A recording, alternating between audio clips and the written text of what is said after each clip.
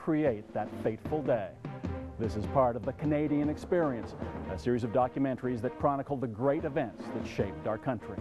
Now, here's City of Ruins. The forgotten story of Canada's greatest catastrophe. Who murdered close to 2,000 Haligonians? You look out the window and that one is dead, that one is dead. December 6th, 1917. The story of the Halifax Harbour explosion.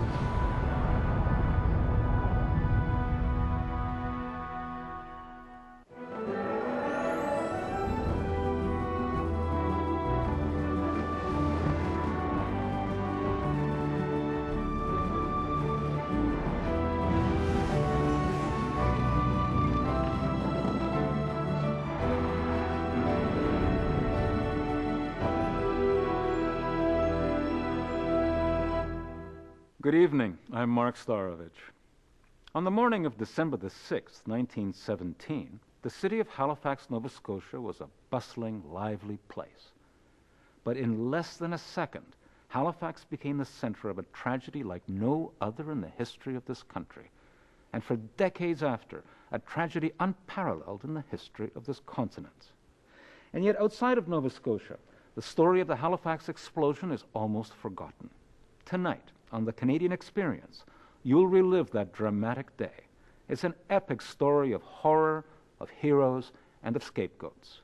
The day the war came home.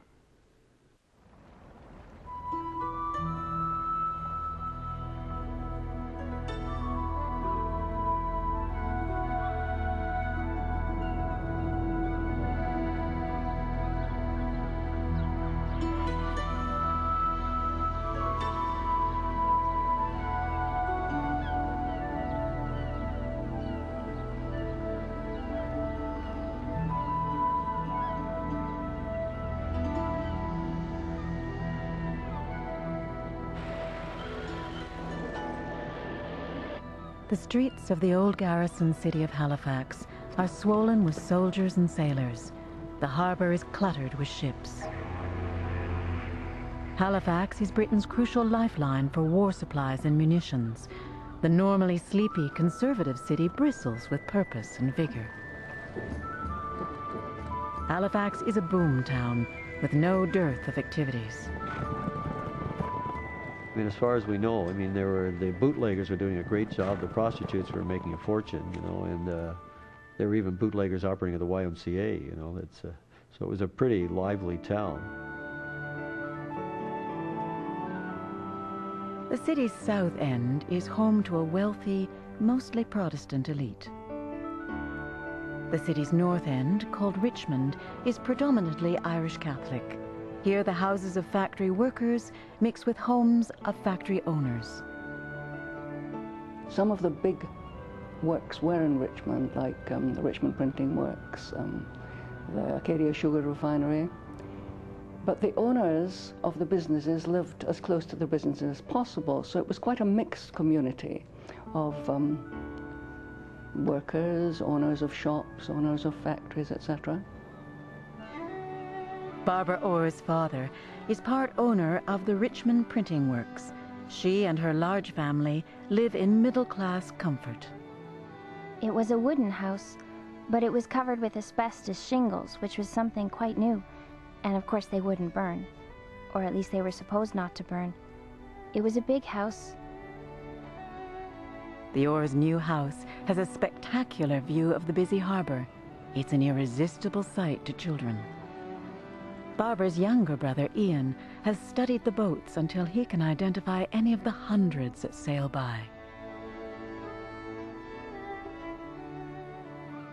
In 1917, the port saw 2,000 major ship movements. We're not talking about little coastal traders, but 2,000 ocean-going ships came through Halifax in that 1 year, carrying every kind of cargo imaginable. Control of the harbour has been wrenched from civilian hands and given to Canada's tiny fledgling navy. The officer in charge is the English-born Frederick Wyatt. And Wyatt has a small staff which oversees the submarine nets and also oversees the movement of ships in the harbor. A job not unlike that of being the attendant in a parking lot, which is an important distinction. Inside the crowded harbor, minor collisions are frequent. Wyatt warns his superiors of a dangerous, chaotic situation. It is not possible to regulate the traffic in the harbor, and it is submitted that I cannot in this regard accept the responsibility of any accident occurring.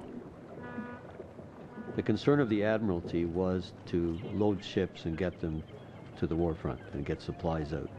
There was very little concern about safety. In fact, there were no emergency plans in the city, no emergency plans in the harbor, no real thought to the implications. On December 5th, Wyatt learns that a French ship, the Mont Blanc, is on its way from New York.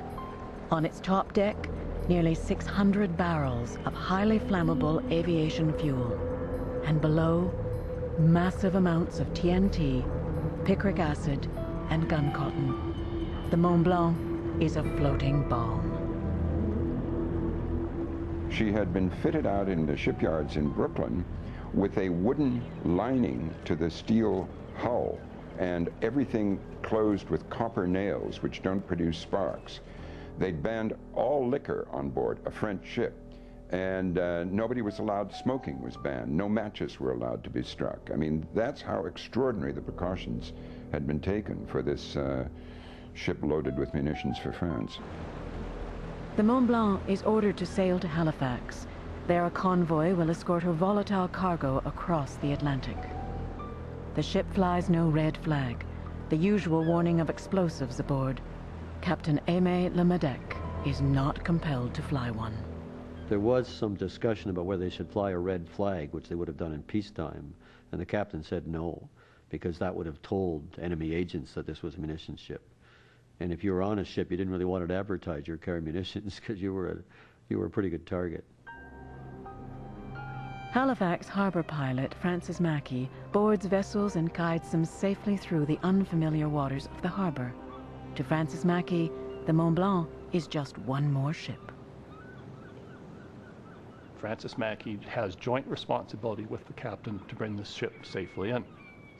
But this is a defended port, and it's close to nighttime. Every night at dusk, a wartime system of steel submarine nets is raised across the mouth of the harbor to keep German submarines from slipping in. On the evening of December 5th, the Mont Blanc has arrived after the nets are raised. The ship must spend one more anxious night on open water. But the submarine nets are preventing another ship from getting out. The relief ship Emo is delayed there one more night.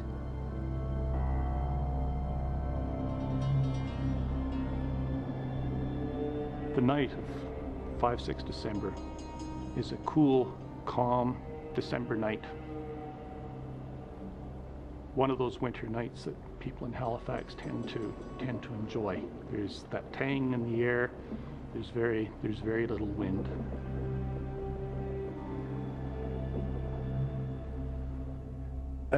Well, it was a nice day when nothing could go wrong, and that was the start of it. December 6th is a bright winter day.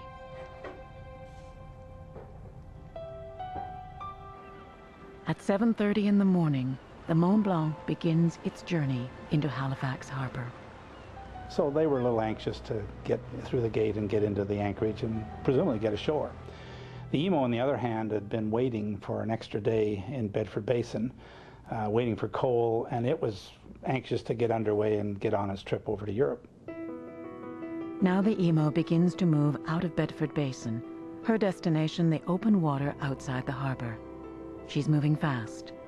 Faster, someone remarked, than any ship he'd ever seen in the harbor. Normally sea traffic keeps to the right. As the Emo came into the channel, she saw an American tramp steamer there and also a tug, and she went over to the left of the channel, going outwards. So instead of getting across onto the Halifax side, which she should have done, the Emo proceeded out of the basin on the wrong side of the harbor. but coming out of the bright sunshine was the other vessel, the Mont Blanc, the munition ship. And that captain simply had a view of a much larger vessel going to the wrong side of a narrow channel. The Mont Blanc gives one blast of its whistle to say that she is where she should be, close to the Dartmouth shore. Emo replied. She whistled twice. 2 whistles. The Emo is saying it will not change its course. Again, Mont Blanc blew another blast. Again, Emo replied with 2 blasts. The Mont Blanc now turns toward the middle of the harbor to evade the Emo. The Emo's captain orders his ship to stop, but the reverse action of the propellers causes the Emo to turn.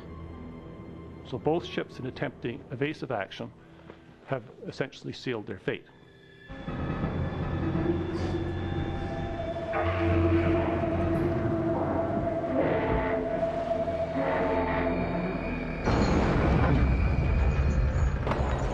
Her bows crashed into the Mont Blanc's bows. The Mont Blanc had metal drums of benzol, the aviation fuel, on the deck. They were burst. The fuel on the deck spread all over the foredeck. The ships pull away. The Emo has left an enormous gash in the Mont Blanc's hull.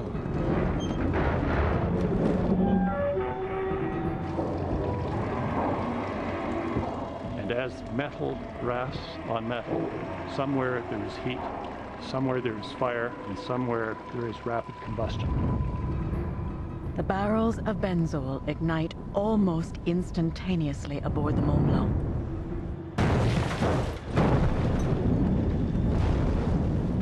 It would appear that there were 9 or 10 small explosions as these barrels went up, and they just blew their top and released more fluids to feed the fire more.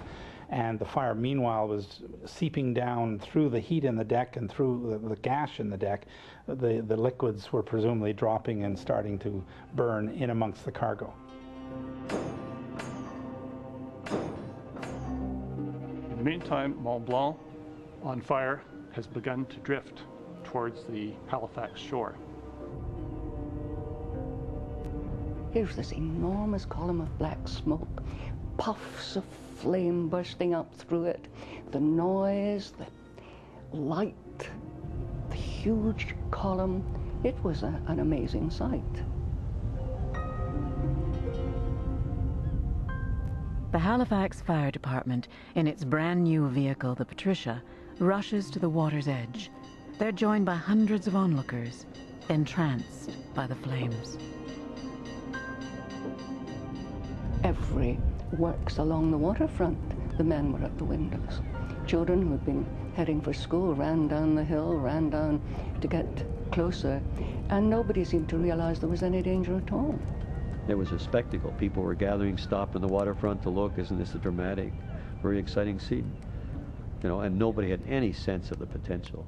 And don't forget, you know, explosions of that kind, while in the Western Front we're using mine explosions on the front, people had not seen that sort of thing in North America. There was no experience with that and no sense of danger. So people were stopping the way we would for a fireworks display. Only those aboard the Mont Blanc know what's about to happen.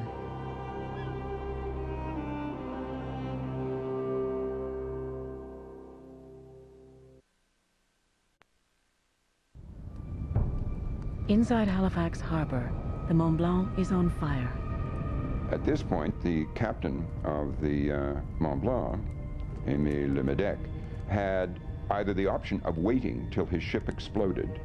He couldn't scuttle the ship because it would just take hours to get down and turn all the seacocks and everything. He couldn't get forward to anchor the ship in midstream because the foredeck where the anchor mechanism was located was ablaze. And so he did the only thing he thought he could do was to save his men. So he ordered abandon ship. The Mont Blanc's lifeboats are lowered and quickly filled. The French-speaking crew of the Mont Blanc begin rowing for their lives towards the Dartmouth shore. They ran and yelled at people, but people didn't understand the message. And nobody understood the implications of the message. about 15 to 20 minutes had passed from the time of the collision to the time the Mont Blanc nosed into the shore just underneath what is called Richmond suburbs. Watching from the window of their new house are Barbara Orr, her brother Ian, and her mother. We saw the smoke come out of the big hull, and Ian, he said, "That's an ammunition boat." And I said, "What do you mean?" And he said, "Those boats, that's the kind of a boat that carries ammunition." And I said, "Will it explode?" He said, "No, not that I know." And my mother said, "Oh, I don't think so." Mrs. Orr gives Barbara and Ian permission to go down to the harbor. Ian heads directly to the water. Barbara hesitates. It was so still, so calm. This awful column of smoke went up, and then these balls of fire would roll up through it, and then they'd burst. But there was no sound. It was the strangest thing. And I stood spellbound in the middle of this field. I thought, oh, something awful is going to happen. The explosion occurred 4 minutes and 35 seconds after 9 o'clock.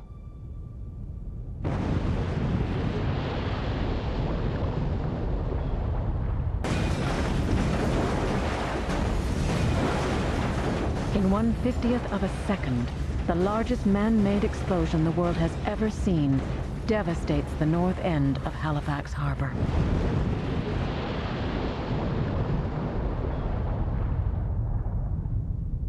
And then we had the waves parting in the harbor, which left the harbor bottom exposed. We had the tidal wave, which followed. And then we had the most incredible thing was that we had this wave of debris. Sheets of flame shot down the harbor and towards the shore. Plates from the Mont Blanc hull fell among the ships. Death then advanced, roaring over. The ships leaped upward, torn from their moorings.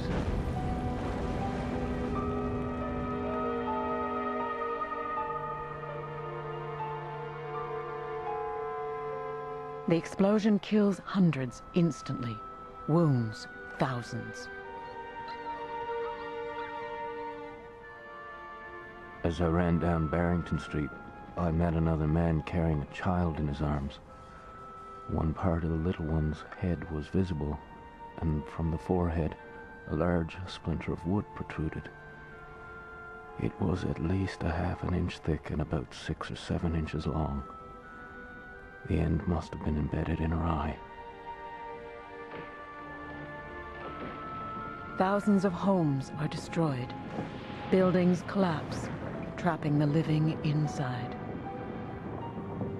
We crawled out through the window and everything was black. Can't begin to tell you of the awful sights. Dead bodies laid out in rows, arms and legs sticking out of the burning debris, burned to the bone, and the whole north end, nothing but charred embers. Oh, the whole thing just turns the heart sick.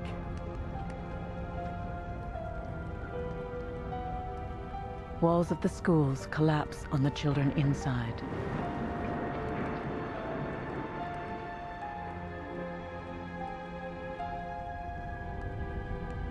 The morning kitchen fires have turned Richmond's wooden houses into tinder boxes.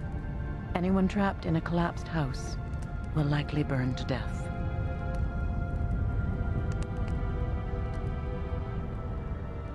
Richmond has all but vanished.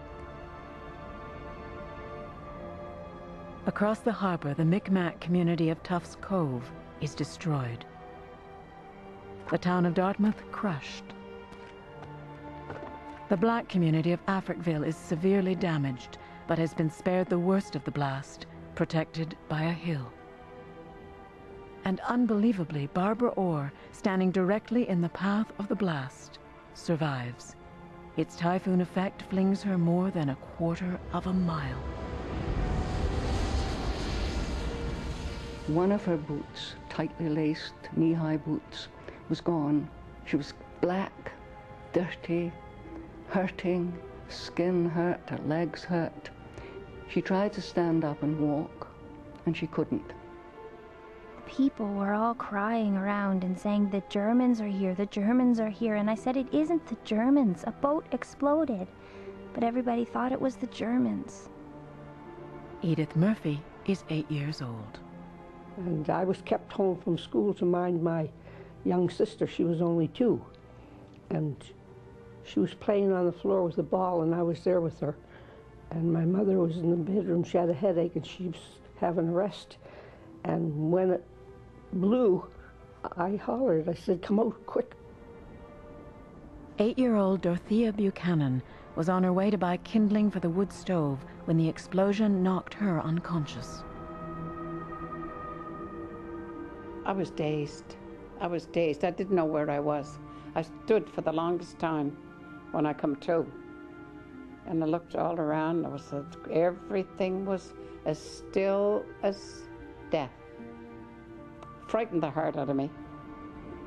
A great hunk of the Mont Blanc has fallen through the roof of the Buchanan house, fallen through 3 floors to the cellar. Dorothea's once familiar neighborhood is transformed. The houses were all like somebody took them and shook them. Windows are all out. Everything was blasted out, the windows. If it was a big window, it drew out, you know, it dragged everything right out. Edith Murphy, her baby sister and mother, escaped to the backyard. There was a woman lived upstairs. She was only young. She got blown right out through the top, and she hung to the fence, and she burned to death. And she screamed to my cousin. He lived in the bungalow at the back, and it was my aunt, and she said, go in and save the baby. And he tried to run in, but they pulled him back because the house was burning. But her husband got home, and he got up there, and he brought that baby out. Just minutes ago, Olin's brewery stood intact. Now it's a ruin, a tomb for its workers. And I saw this man, and his face was just all cut to pieces, and his hair was hanging down, and he was loaded with blood, and then he was falling. And he was saying, oh my God, where am I? And I stood and I got looking at him. I couldn't go. But my mother pulled me along. She said, you can't come on. The cloud rises 20,000 feet over the city. Below it, the real nightmare is just beginning. Really freak injuries, like a woman having entire side of her face sliced off, and it just came open like that, but she was holding it back on. People cut in 2, but living for a few moments after they were cut in 2, heads cut off. People having their the force of the shock of the explosion blowing all their clothes off, so they were left naked, walking down the street naked. Window glass has lacerated the faces of those watching the spectacle of the burning ship. They got trapped under things, they got crushed, but it was the glass that was the worst. I mean, people were mangled and bled to death. The Patricia, pride of the fire department, is a gnarled heap of metal. Only one of its crew has survived. The tidal wave has lifted the Emo out of the water and onto the Dartmouth shore. The living now begin to comb the ruins for survivors.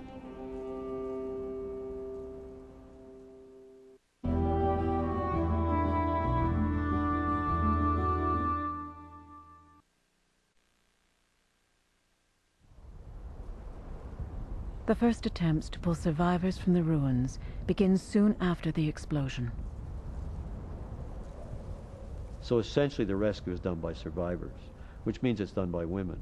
Because this incident happened on a weekday morning during school hours in wartime. The men are at work or at war. The people at home are women with families, the elderly, and the preschool children. So the women do the initial rescue work. But soon, soldiers and sailors join in the grim work. The city's hospitals must deal with the cut and mangled bodies.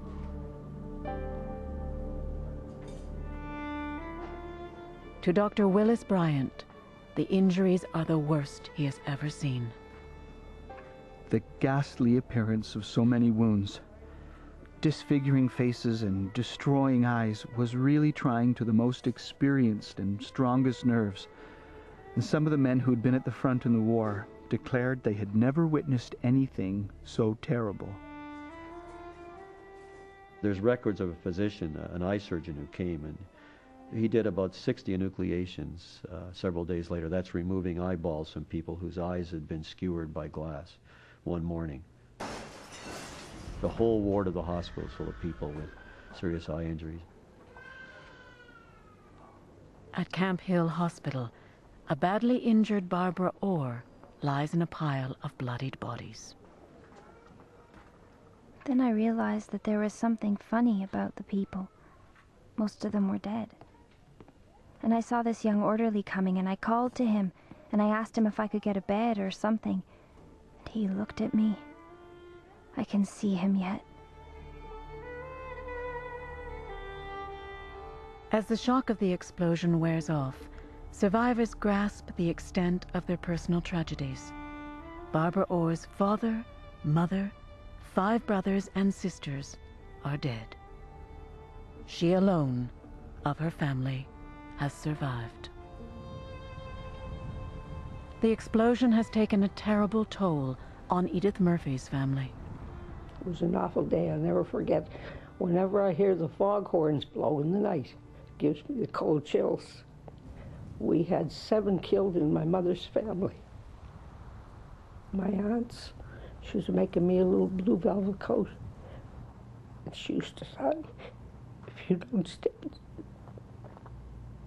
don't stand still, you'll never get this coat. She just had to make the hem in it. And that's the one she got killed. It was terrible because you lose an awful lot of friends. And all the neighbors, we knew all the neighbors. And you look out the window and that one is dead, that one is dead, and they were wiped out all along by us, because when you figure that a piece of the boat come in our house, it wasn't going to come to our house any more than it would to anybody else's. So an awful lot of people lost. After the explosion, Dorothea Buchanan's family takes refuge inside her grandmother's damaged store. An unused meat locker will be their home for the next week. At night, the noise of horse-drawn carts keeps her awake. The flat wagons were going by, and they were loaded with the dead. Well, we weren't allowed to see that, but I could hear it. At midnight, winter arrives in Halifax. It's the worst storm in a decade. The trapped, who may have survived the fires, must now fight the freezing cold. But amidst the tragedy, an astonishing tale of survival. Some 26 hours after the explosion, a man with his dog were going by the wreckage looking for family members. And there were soldiers nearby. When they heard a cry and the dog sniffed around, the soldiers lifted up the ash pan of a stove, and underneath it was a little baby girl. Annie Liggins lived less than 200 yards from the center of the explosion. She survived the blast that killed her mother and baby brother. Because, I mean, I must have been unconscious for a certain length of time to be there all night long and the next day. And then I must have, but as my auntie said, you were the he said something about whimpering or something, and the dog heard it. So they went over to see, and I was there. But for hundreds of others, there are no miracles. It was a terrible experience hauling out bodies of some 200 young children from the ruins and piling them outside. I can remember the nauseating odor of burnt human flesh, the blind and the maimed, and cries of torment from panic-stricken people.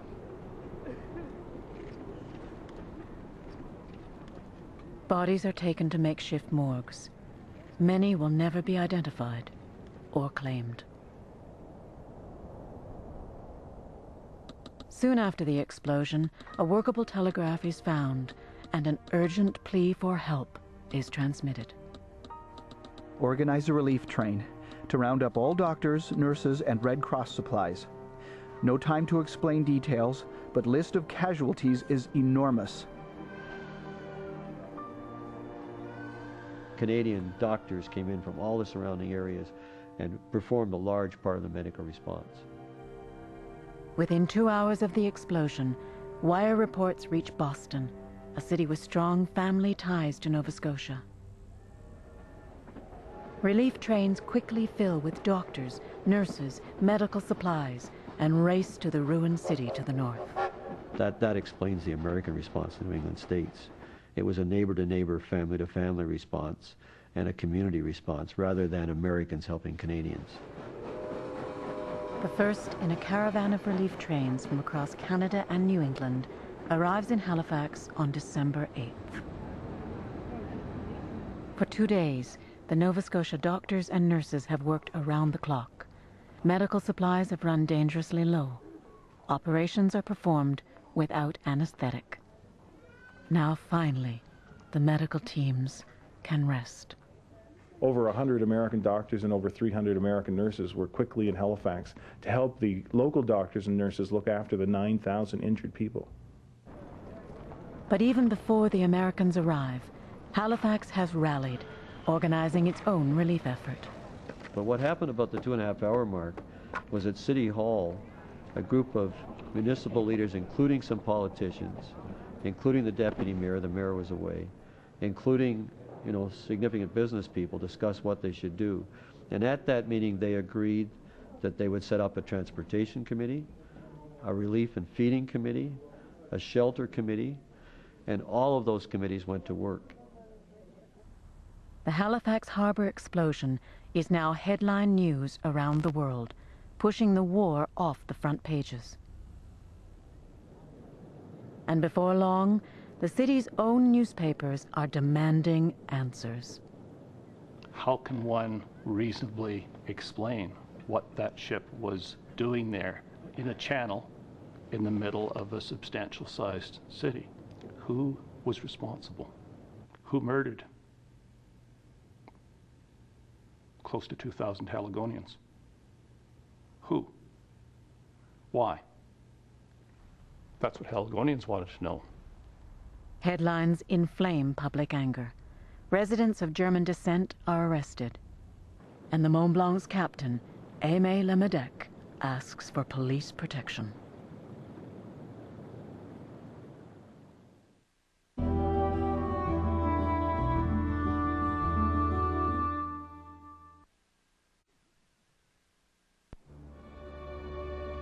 On December 12th, a hastily assembled inquiry begins hearings.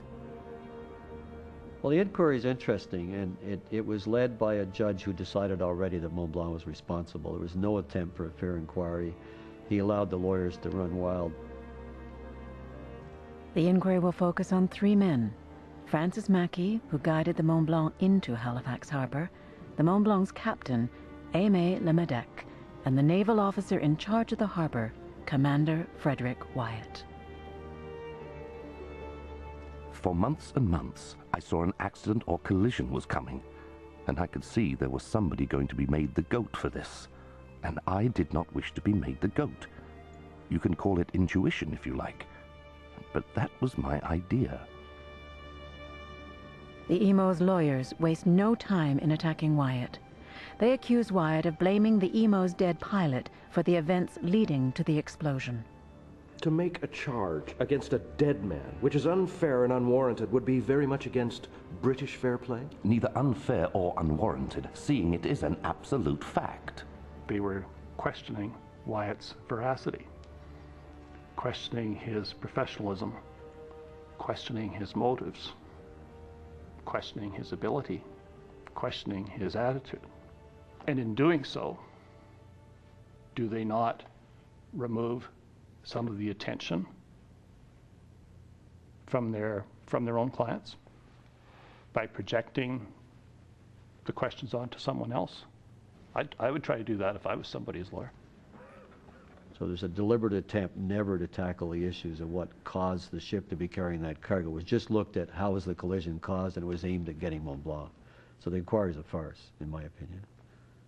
It takes less than 15 minutes to read aloud the inquiry's conclusions. Blame is placed squarely on the French ship Mont Blanc. Harbor pilot Francis Mackey, Captain Aimé Lemedec, and Commander Frederick Wyatt are severely criticized. And almost immediately, within a day or two of the judgment, Aimé Lemedec, Francis Mackey, and Frederick Wyatt are all arrested and charged with manslaughter. The cases against Lemedec and Mackey are dropped for lack of evidence. Frederick Wyatt now stands charged as the one person responsible for the deaths of almost 2,000 people. But there's no real evidence to convict him either, and Wyatt is set free. The question of legal blame will finally be pronounced by the Privy Council in London. They felt the original inquiry was so biased, they looked at the evidence again and came up with the verdict that both ships were to blame. There was no one that you could ultimately point your finger at. But the names of Wyatt, Lemedec, and Mackey are forever linked to the disaster. Even so, Halifax is Francis Mackey's home, and that's where he chooses to stay. Francis Mackey must have been a very brave man to be able to do that. But I think it perhaps suggests that he also had some sense that he had personally done no wrong, but he carried on and he continued to live in Halifax. But the captain of the Mont Blanc, I don't think the French government ever came down very hard on him, and he eventually received a medal from the French government, not for his part in the Halifax explosion, of course, but for his part in the war. Frederick Wyatt leaves Halifax and the Navy for Boston and works in civilian shipping. In 1935, his name disappears from the public records.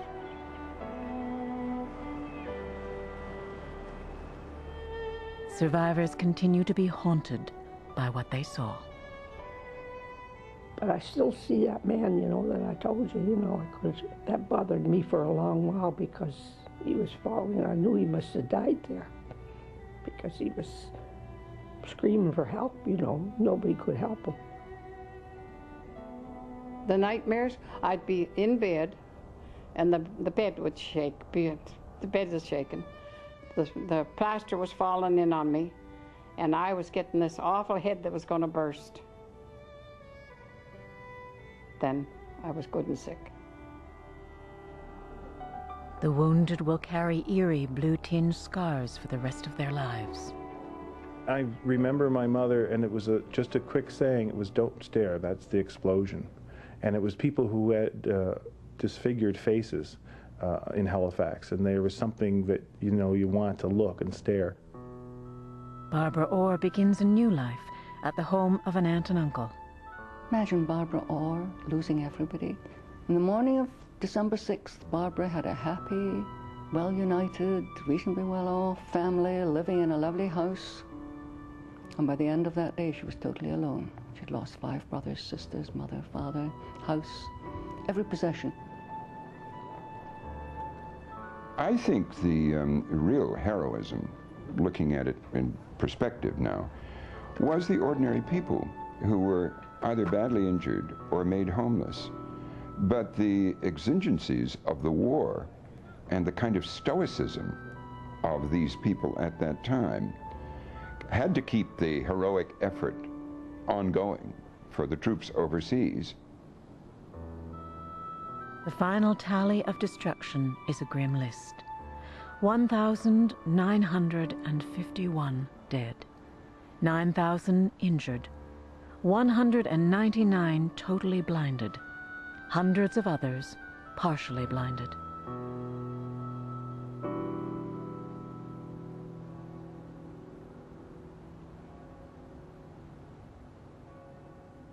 As a choir boy in 1940s Halifax, Robert McNeil watches as the residents of a school for the blind make their uncertain way to their places in the front pews. And I remember they were so shabbily dressed and their hair was so messily cut on the assumption that They wouldn't notice, I suppose, because they were blind. But anyway, they would hold on to each other to know when to rise or when to kneel, and look up with strange angled faces towards the lights coming from the stained glass windows.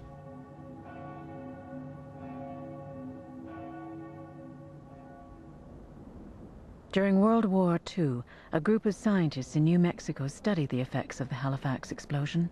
They're building a bomb that will surpass anything known before. I don't think anybody quite anticipated the results that they ultimately saw in Hiroshima and Nagasaki, but they certainly had done their homework. Halifax was part of that homework. The detonation of the first atomic bomb is the greatest man-made explosion since December 6, 1917.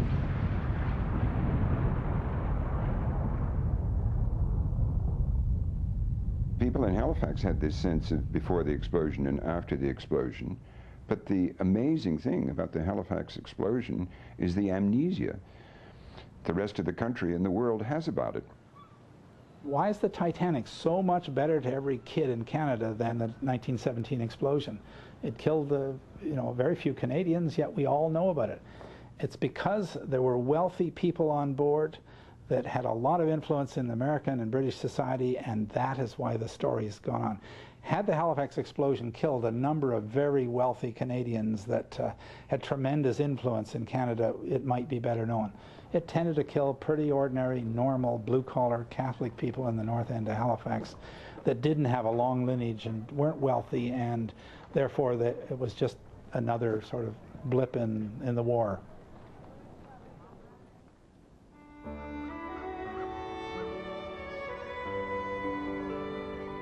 Every year on December 6th, the anniversary of the Halifax Harbour explosion is marked in a somber ceremony. And every year, fewer eyewitnesses gather to recall the horror of that day.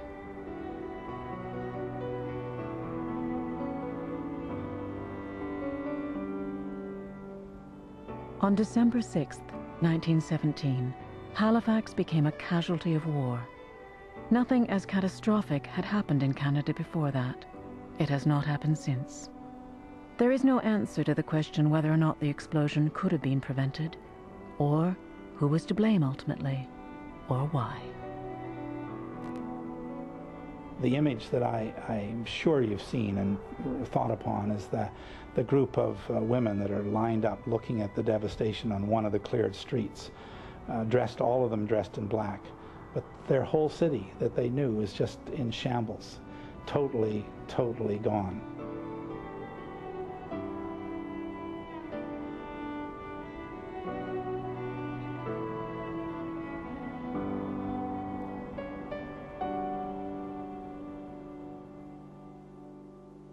In a few weeks, the Canadian Experience will bring you a frontier story of adventure, rebellion, and love. In 1832, Susanna Moody and Catherine Parr Trail emigrate to Upper Canada. The refined sisters are shocked by pioneer life. Their stories chronicle the turning points of the colony and leave an unequaled record of life in early Canada. Sisters in the wilderness, struggle and triumph on the Canadian frontier.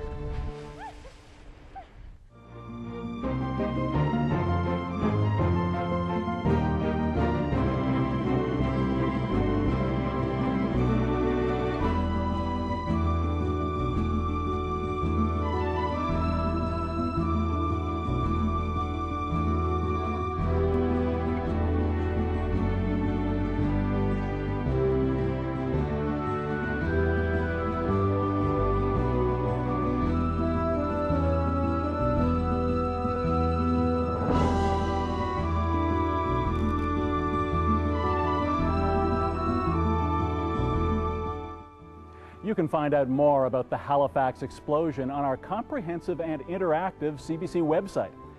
And tomorrow night, from the award-winning CBC documentary unit that created City of Ruins, a story of million-dollar crime and intrigue worthy of James Bond and Indiana Jones. Who looted the Baghdad Museum, and where did those priceless artifacts go? Find out tomorrow on robbing the cradle of civilization. And then I hope you'll join Lyndon McIntyre, Hannah Gartner, and me for the season premiere of The Fifth Estate. We'll investigate the conspiracy theories still swirling around the events of September 11th. Watch us tomorrow to find out what is fiction and what is fact. I'm Bob McEwen. Stay with us. The National is next.